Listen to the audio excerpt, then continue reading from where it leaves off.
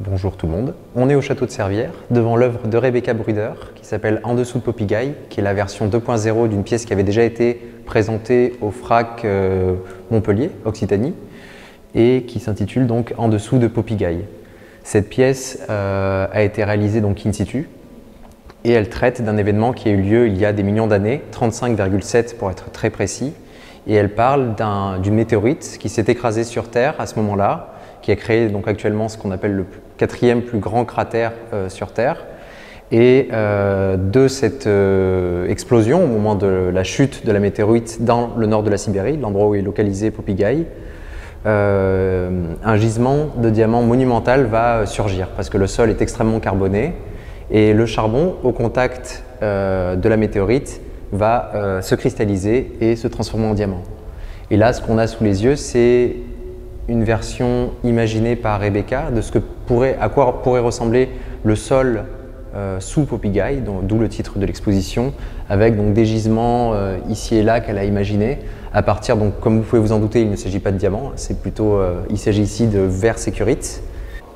qui, de la même manière que le diamant, réagit aux fortes chaleurs et lorsqu'il est exposé à ces chaleurs-là, lui aussi va se cristalliser et se crisper, clac, et donner cet effet justement presque de diamant.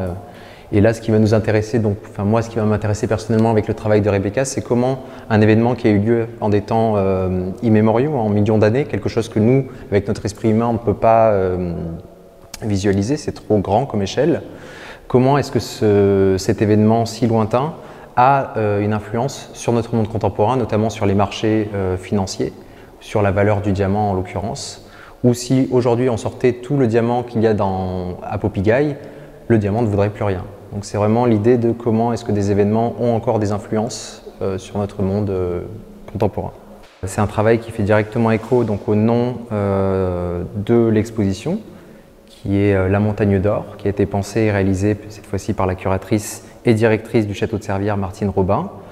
Et La Montagne d'Or, c'est l'idée de se représenter des choses qui sont de l'ordre de l'irreprésentable. Le son,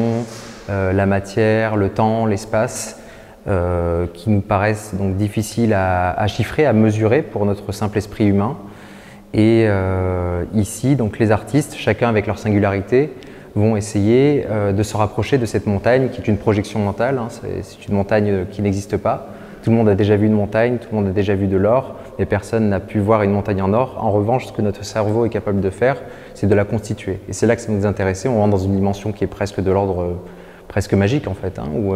c'est deux choses qu'on peut vérifier dans le monde tangible, mais qui ne se réalisent pas dans le monde réel et qu'on ne peut que se figurer mentalement. Et donc l'expo, avec les artistes, les 5 autres artistes qui sont présentés,